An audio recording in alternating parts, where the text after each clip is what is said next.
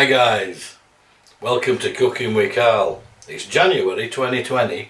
In fact, we're halfway through January already. It's flying, isn't it? We're starting to get a bit of cold weather now, aren't we? So, it's time to bring out the slow cooker. Plenty of stews and slow cooked meat and stuff. Casseroles and stews, brilliant stuff. Nice fresh meat, nice fresh vegetables. And the slow cooking menus what I can do, and I do it with stews as well. Make it one day, have it with Yorkshire puddings. The next day, have it with dumplings, or chips, or rice, or anything. But you can stretch it out. So, let's get down to it. Let's crack on. Right, so we're going to be using the slow cooker on a high mode to start with.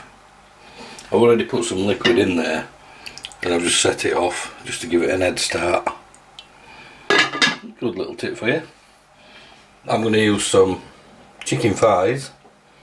I'm going to remove the skin and brown them. The other ingredients what we're going to use then are spring onions, celery, which is always good in a casserole or a stew, red onions, a red tomato, carrots, a red sweet pepper, leek, tomato puree, garlic puree, Henderson's relish, goes in everything that, lemon juice, salt, pepper, garlic. And once I've prepped all the veg and put it in the slow cooker, and obviously when the chicken's browned as well, that'll go in, and I'll leave it in there for about 6 hours. So I'm not going to bore you to death, but I will bring you back when it's all in the slow cooker. Okie dokie. Catch you in about 2 hours. Kidding, stay with me guys. Okay, the magic of film. Alright then, catch you in a bit. Right, so we're chopping up the veg, and there's no need to slice thinly it. I love that. Thinly sliced. No, get it all nice and chunky. I mean, you don't have to use like a great big war hammer like this, but in this case I am. Joking. Oh, I got this little beast off Amazon, cheap as chips. It come blunt as out, needs a good sharpen on it, but it's got an hammer on it, a pry bar. Awesome. Excellent to stick in like an EDC bag or a get home bag or a bug out bag. Lovely little bit of kit. It'd be easy to sharpen, but it's just a brute of a thing, innit?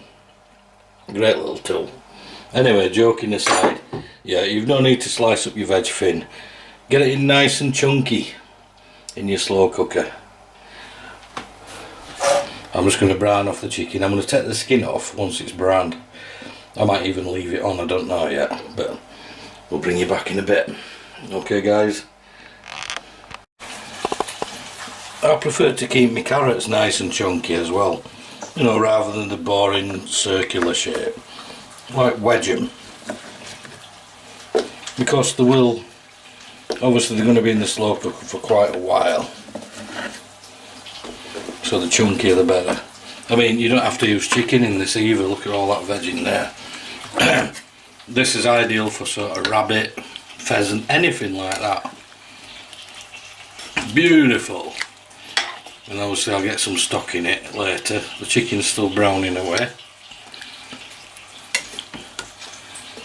Oh, the thing is though with slow cookers, because it takes ages to cook, you start smelling it cooking and you're like, oh. This is going to be on for about 6 hours on high, and I'll turn it off and I'll have my dinner from it, and then obviously it'll keep for the next day. Probably put some pearl barley in it to thicken it up, and maybe have it with dumplings or even chips, depends. So we'll let that crack on a bit. Still brown it chicken, and then all we need to do is whack it in and leave it to cook. So I'll bring you back when it's plated up. Cheers guys, bear with me.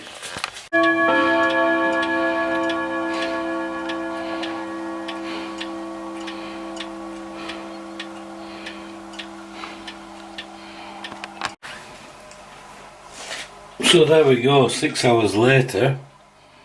Beautiful.